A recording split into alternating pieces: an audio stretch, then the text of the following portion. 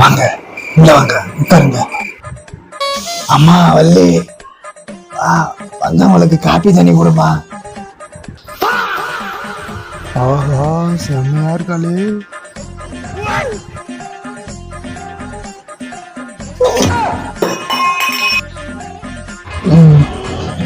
Juice நல்லா தான் இருக்கு. கொஞ்சம் அப்படியே பாய் கொடுத்தீங்கன்னா போகும்போது குச்சினே போவான்ல.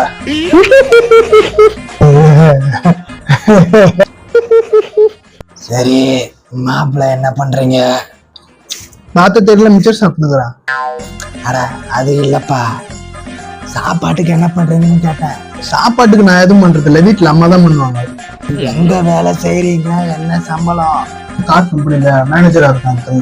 கவர்மெண்ட் வேலை இல்லையா? கவர்மெண்ட் வேலையில இருக்கிறவனுக்கு மட்டும் தான் என் பொண்ணை தருவேன். ஏந்து வெளியே போங்கடா.